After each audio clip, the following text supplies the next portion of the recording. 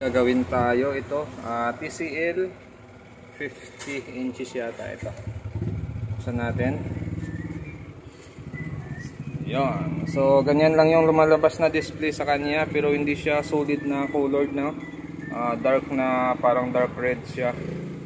So yan ang issue niya. Tapos may problema na rin yung screen nito. Medyo red na rin yung side na ito. Yung mga kanto niya nagkaroon na siya ng red. So yung mga ganyang problema ay yung polarized film niya, na yung kulay niya, parang nag-expire na yung kulay ng polarized niya. Yan. So hindi naman sa init yan, kasi yung mga ganitong TV ay hindi naman malakas uminit yung glass niyan.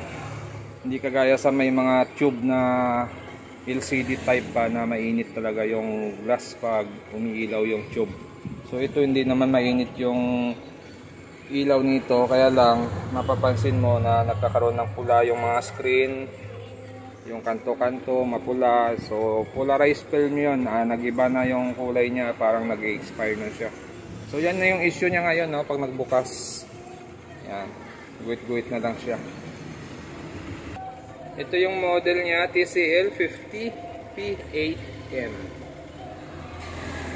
Bali unang sira niya ito, sarado pa yung selyo nito, panel issue. Okay, so ito nabuksan na natin. Bali yan yung power supply niya. Meron siyang T-con, ganito naman yung gamit niyang T-con. At yan yung mainboard niya. So napapansin natin sa top board nito, medyo nagkaroon ng mga kalawang yung bakal niya dito sa baba. Lahat talaga, pati yung screw dito sa ilalim, hindi na natin siya mabuksan kasi pudpud na yung mga ulo ng screw. Yan, balak ko sana siya linisin kasi grabe yung kalawang sa singit-singit ng mga bakal nito, nagkaroon ng kalawang. Siguro naamoy ko siya, parang ng pusa ihi ng pusa. Baka nahihian ng pusa ito.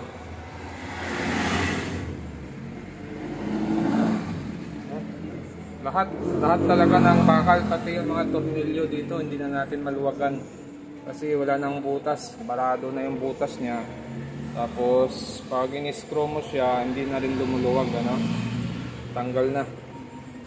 Hindi na natin mabuksan yung frame dito sa baba, pero naka-sealed naman ito naka-sealed dito dahil may plastic ito na ito. Pag nabasa yung salamin dito, dadali lang dito sa labas.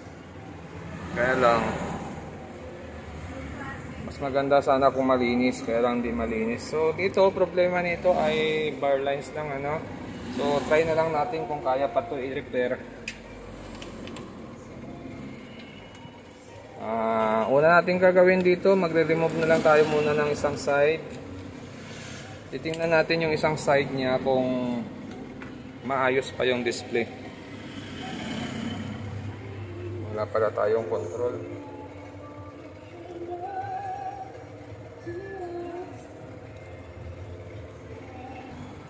Ito, meron na. So try natin i-on. Titingnan natin kung isang side niya ay buo. So wala din, itong side na sira. Walang display. Pag ito nakakabit tapos ito nakahang, wala siyang display. Pero magkaiba sila ng ginamit na ribbon. Okay, so ito kinabit natin. Tapos ito naman yung hang natin. Titingnan natin kung may display. Kahit isang side lang sana kung good, Isang side sira. Ayun, parehas silang may damage, So wala ding display yung kabila nito. Okay, so negative ito. Negative sa repair ito. Malamang yan, basa umido yung mga circuit natin na nakadikit sa glass dahil sa moisture at kalawang na ito. Hindi lang natin masilip kasi nga ay hindi natin mabuksan ang frame niya. Mabubuksan man siguro natin yung frame nito, kaya lang lamog-lamog na yung tornilyo nito. Okay, so negative ito. Gagawin na lang natin dito, magsusukat tayo ng supply. Titingnan natin kung complete lahat ng supply ng ating T-con. Tapos ganon yung display niya. Titingnan na lang natin kung okay yung supply nito.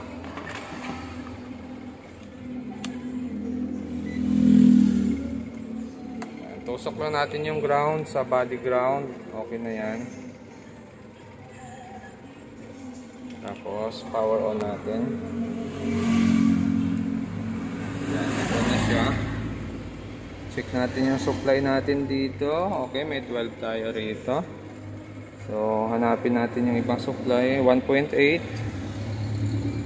0.3, only 1.1. So ito yung DC to DC natin. Yan, 9 volts, 6 volts, 6.9. Ano ba yun? Bcom. Yan. BCM. Ito 3.3 siguro ito. Yan, 3.3 yan. Ito 3.3 din. Yan, 3.3. So yung iba dito, ito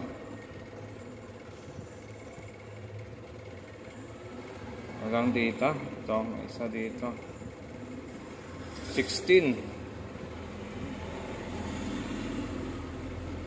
Saan yung BGH nito? Ito, BGH. Yan, 16 nakalagay, ano? So, anong BGH ba to? BGH nakalagay eh.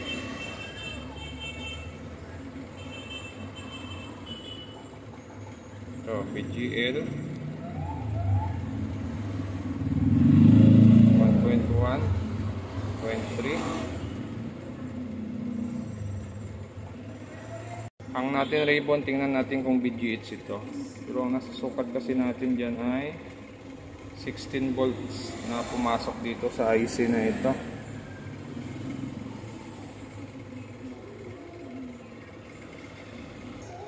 Okay, so ito pala ay BGH talaga ito. Yan o. BGH talaga yan. Pag lumalabas yan, 25 volts yun. So, positive BGH na yan. So, ito gumagana ang tikon nito kahit nakahang yung ating ribbon.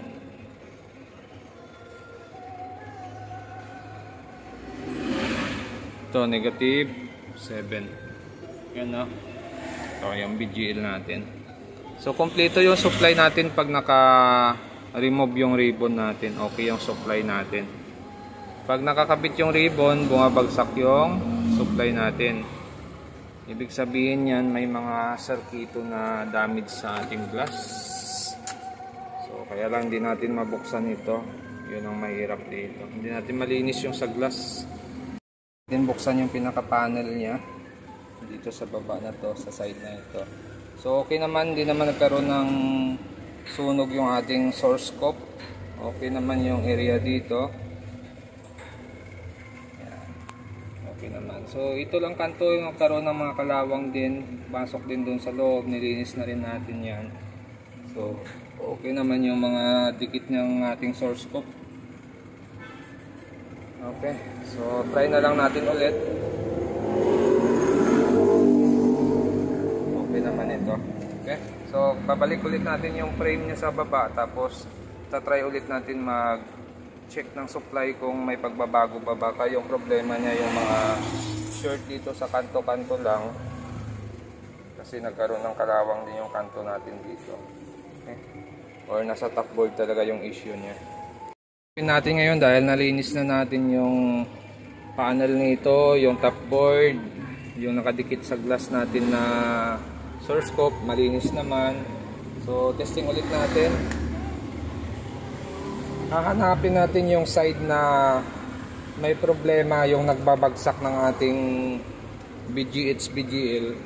Tapos, hanapin natin yung side na buo. Okay? Tingnan natin kung lalabas ulit yung normal na display nito. Try lang natin. Yan. So, naka-standby na siya. Power on natin. So, naka-remove pa yung ating ribbon. Kabilaan, check lang natin yung supply ng ating DC to DC kung normal. Yan. Mayroon siyang BGH dito. At yung BGL natin ay mayroon din. Ito, negative 7. Yan. Okay. So, kabit natin yung ribbon. So nakabunot na yan, kabit muna natin yung ribbon. Tingnan natin kung saang side ang short yung ating circuit. Kung saan yung nagbabagsak ng ating DC to DC. Power on natin. Okay, nag-on na siya. So itong side na to, kinabit natin yung ribbon. Tingnan natin kung mayroon tayong BGH. Okay, so ito 16 na lang yung BGH natin. Ibig sabihin, yung side na ito may problema, ano? So try natin lumipat sa kabila. Ito kabit natin. Tingnan natin kung magno-normal yung DC to DC nito. Baka may isang side pa namang buo ito. Try lang natin. Kasi nalinis na natin yung mga kalawang. Okay. Power on natin. Okay, nag-on na siya.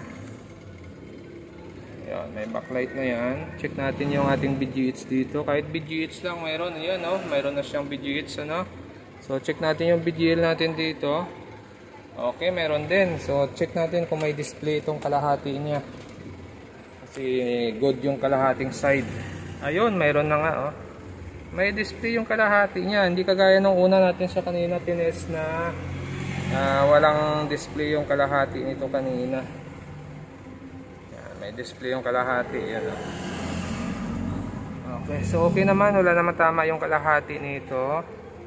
Pero parang may guwit na siya dun sa taas, ano? May lamat sa taas.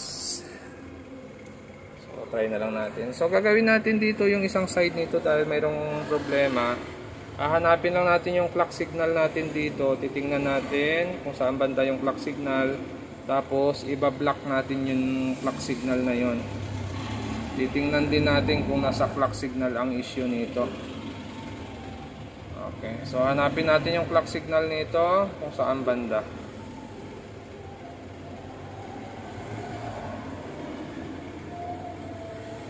Ito, yung galing sa IC na yun yung circuit na papasok, nasa gilid siya tumapat, ano? So parang ito yung ating clock signal, nasa gitna.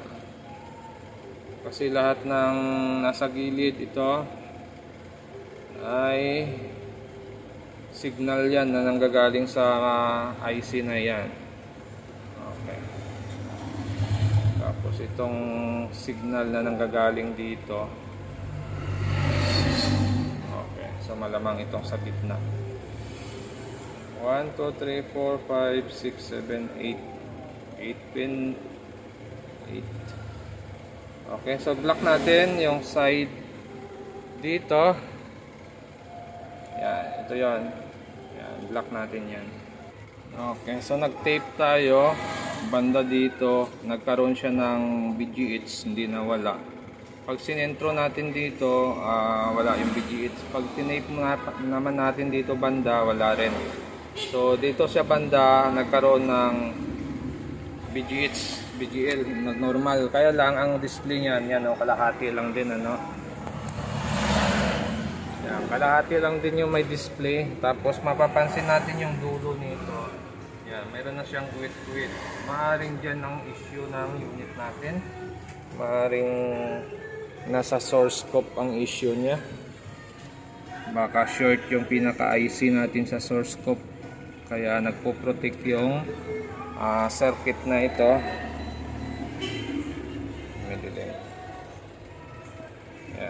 So, yan yung tinape natin, ano, dito banda.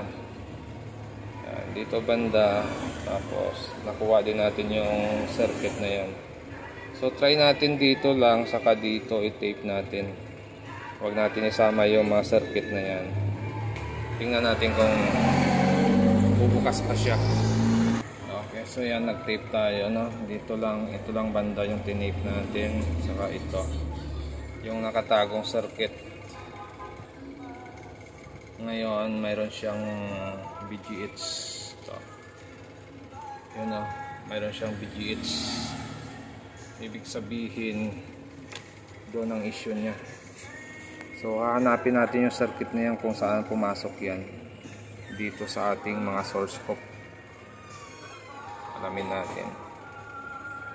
Pati dito. Kung nasa gitna siya pumasok or yung palabas na circuit siya pumasok. So ito, Bali, nag-adjust tayo ng tape. Yan. So, kanina dito tayo banda nag-tape, ano?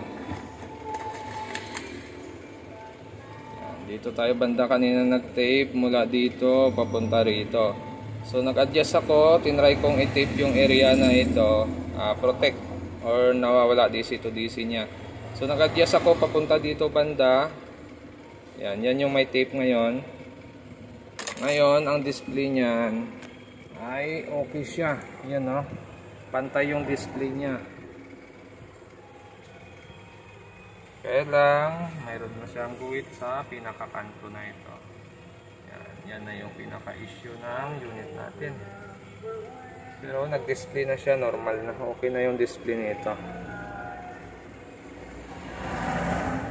Okay, so napagana pa naman natin. Kaya lang, may tama na talaga yung source scope natin dito. Yan yung dahilan kaya nagpo-protect yung side na ito. So gagawin natin, bibilangin na lang siguro natin kung ilang pin yung tinakpan natin. At kung pang ilang pin mula dito hanggang dito. Okay? Yun na lang gagawin natin. Bubunutin muna natin. Yan. Nabunot na yan. Tapos, tanggalin natin to. Tapos, zoom lang natin para makita natin yung pin. Kung pang ilang pin siya. Okay. So, mula dito sa dulo. 1, 2, 3, 4, 5, 6, 7, 8, 9, 10, 11, 12, 13, 14, 15, 16, 17, 18, 19, 20, 21. Yung 22, 1, 2, 3, 4, 5, 6, 7. Pang 22, 7 pin yung binlock natin. Doon siya nagka-display ng normal. Okay? Okay, so ito, test natin. Power on lang. Yan, lumabas na si TCL.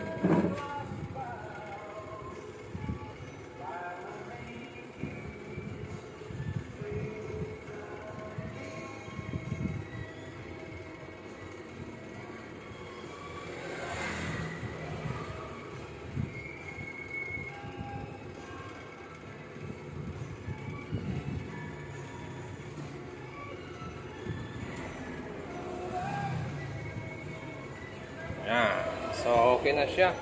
So ito okay yung display natin dito. Pagdating lang dito sa dulo, yun, nagkaroon lang siya ng mga lines dito na guhit-guhit patayo. Kasi nga damage na yung source scope dito. Maaring naapektuhan yan nung nagkaroon ng kalawang yung ating frame. So o pwede ring nadamay siya o nabasa yung ating source scope. Pero wala naman siyang sunog. Siguro mga leak circuit lang yan. So, pwede pa naman siyang gamitin.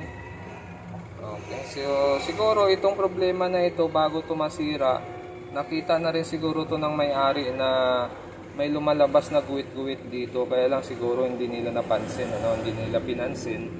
Kaya hanggang sa tumagal, lumaki yung damage, nagplangko na siya. So, yan yung dahilan ng problema nito. Umido, corroded ang top board niya. Okay, pwede pa ito.